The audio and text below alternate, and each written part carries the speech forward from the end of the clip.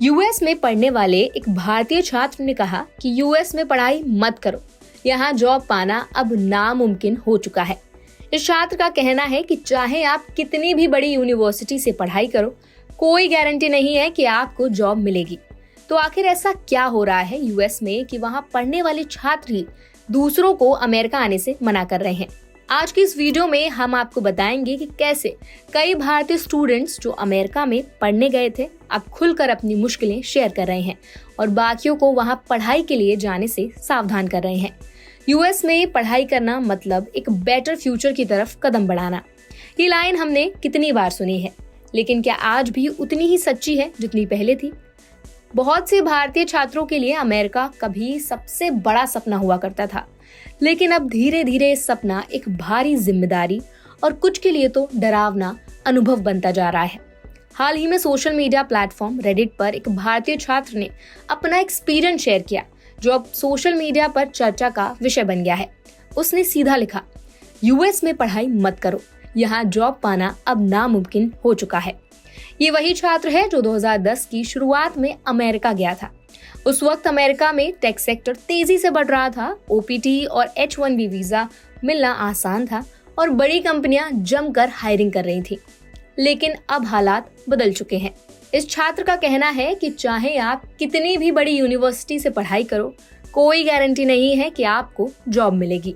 उसने कहा, अब यूएस में विदेशी छात्रों के लिए मौके कम होते जा रहे हैं। ओपीटी प्रोग्राम का भविष्य भी अनिश्चित है और H-1B वीजा पाना पहले से कहीं ज्यादा मुश्किल हो गया है। उसने ये भी बताया कि कोविड के बाद अमेरिका में रहना और भी महंगा हो गया है।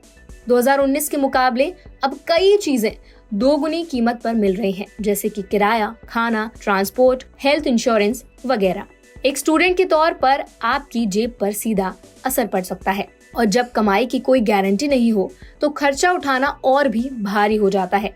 सबसे ज्यादा ध्यान खींचने वाली बात उस छात्र ने कही, यूएस आने के लिए 60 से 70 लाख का एजुकेशन लोन लेना सबसे बड़ी गलती हो सकती है।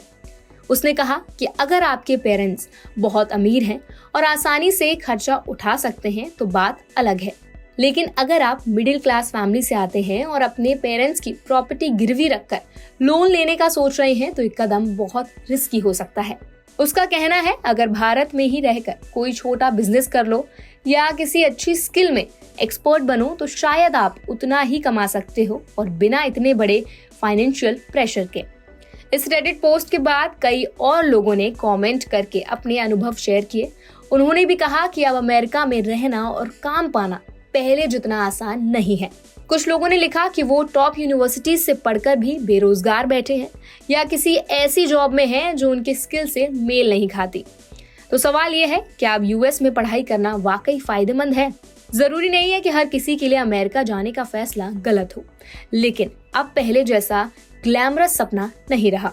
अगर आप भी यूएस जाने का सोच रहे हैं तो ये बातें जरूर ध्यान में रखें। पहला, एजुकेशन लोन लेने से पहले 10 बार सोचें। दूसरा, मार्केट की रियल सिचुएशन को अच्छे से समझें। तीसरा, प्लान बी जरूर तैयार रखें। चौथा, किसी के एक्सपीरियंस को नजरअंदाज ना करें।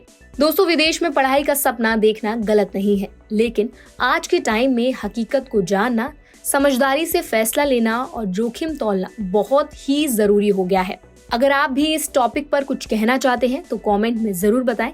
एनबीटी टेक एड के साथ जुड़े रहिए। यहाँ आपको मिलती है एजुकेशन से जुड़ी हर सच्ची और जरूरी खबर।